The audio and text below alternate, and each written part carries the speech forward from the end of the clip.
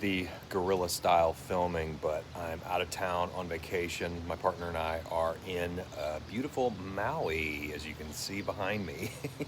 um, this is the Four Seasons Hotel, which is the same hotel that they filmed the first season of White Lotus in, which is kind of fun to brag about. But anyway, yeah, just really quick, I wanted to update you guys on the things I'm reading and some things I picked up. We were in Los Angeles for a couple of days, well, like 3 days, and then we came here yesterday. And while I was in LA, I picked up a few books.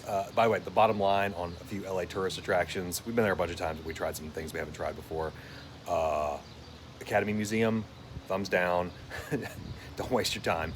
But the Hollywood Forever Cemetery, thumbs up. Definitely worth checking out, especially if you want to go and pilgrimage to like David Lynch's grave or Pee Wee Herman's or Chris Cornell's or something like that.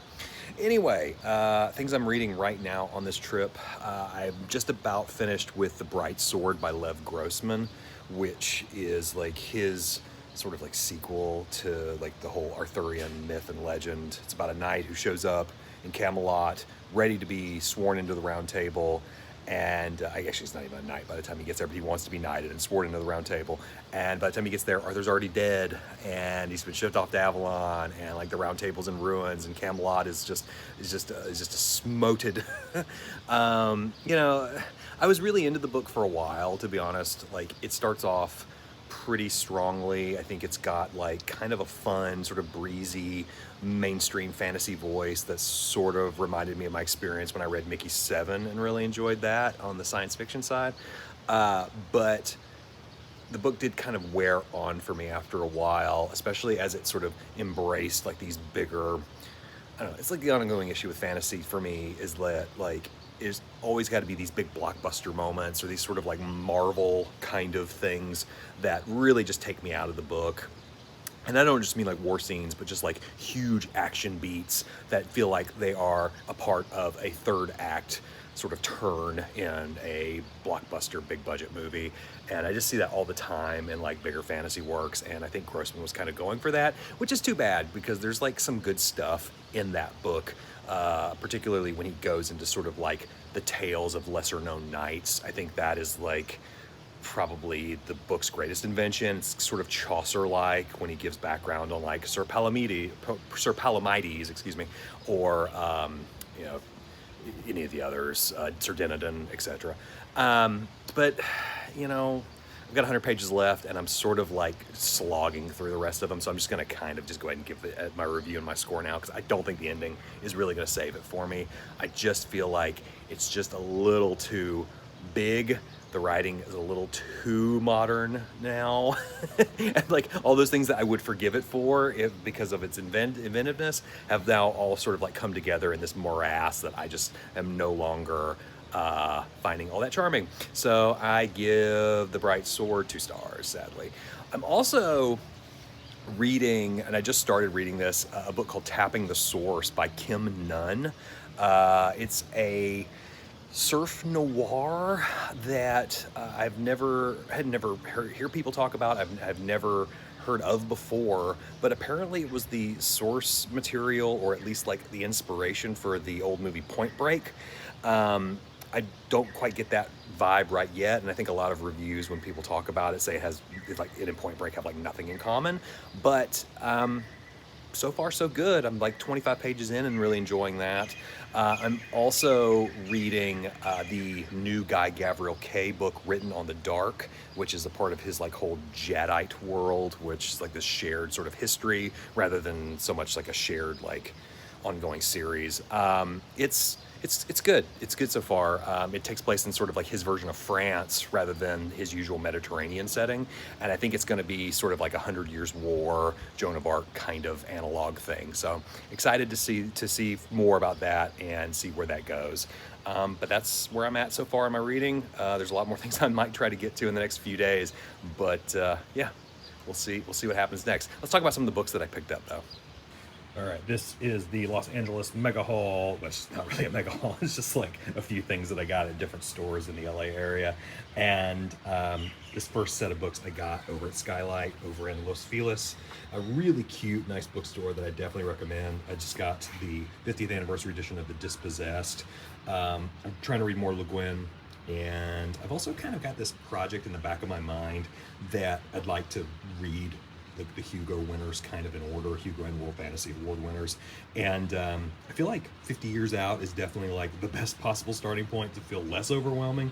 And this won it in 1975. So I'd like to read that, maybe some of the other nominees, and sort of see how far I can take that. But this is definitely a book I'm excited to read. I also got a couple of Ross McDonald's. I got The Moving Target, his very first Lou Archer novel, and The Zebra Striped Hearse, which a lot of people think is maybe his best book along with The Chill. So glad to have these in physical copy, and you know, I don't see them very often at my bigger bookstores, so I was glad to get that. I like that store, Skylight, pretty well. Kind of cramped. When there's a lot of people, it's hard to shop a little bit, but I recommend it if you're in the area. It's very well curated. Also, I went to Iliad Books, which is like the big used bookstore, and I picked up like some really good finds. I got this first edition in hardcover of Lord Fowl's Bane, the first Chronicles of Thomas Covenant story. It's like a series. It's like the kind of birthing place for grim, dark fantasy in a way, right behind the Broken Sword. And I got it for $10, and it's like in really good shape. And so I was really impressed with that. I got another Park Godwin book, The Tower of Beowulf. Just like King Arthur, I'm very interested in Beowulf books. And Park Godwin is kind of a Guy Gabriel Kay sort of like historical fantasy guy that I think is sort of underappreciated. So excited to read that. And the big find of this haul was The Ninja by Eric von Lustbader. I've been looking for a physical copy of this, like in paperback, in mass market paperback, in hardcover for like years now, and I've never been able to find one. So here it is, finally, and I got it like for $15, and it's like, sorry for that, zoom in.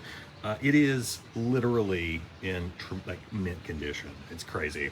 I have a feeling this book is going to be like hot garbage, but I just can't resist a book called The Ninja. Also, I know John Carpenter almost made a movie of this. So yeah, I gotta read it. Last but not least is my haul from the last bookstore over in downtown LA. You know, pretty good bookstore, really good prices. I think it's less overwhelming than Iliad, which is like my only complaint about Iliad. It's just so many books. Like you need to spend like 3 or 4 hours there to really feel like you really delved through it all, unless you know what you're looking for. Last bookshop, last bookstore, it's a little easier to search through, and they have like some empty shelves because they just have some things that there's not there, and the prices are better. My one complaint is that they don't have bags, which is fine. I understand the environmental impact of it, but also, when you try to buy a tote, they're like $35, and to me that is highway robbery. So I carried these by hand back to the house, or back to the hotel room. Anyway, I finally got a copy of The Broken Sword by Paul Anderson, like a physical copy that doesn't have the modern boring cover. Just a nice little paperback that I've been wanting to hold on to for a while. So glad to have it. If you want to hear my thoughts on Broken Sword, you can check out that video earlier in my channel. Just roll back a few videos and you'll see it. I love this book. Complete Enchanter, L. Sprague de Camp and Fletcher Pratt. Just not a book that's on Kindle, so wanted to read that for a while and kind of get a sense of what de Camp's non-Conan writing is like. Also got a better copy of The Last Rainbow, which I talked about previously in a video, which is like an adventure about St. Patrick and going into like the lands of fairy and stuff.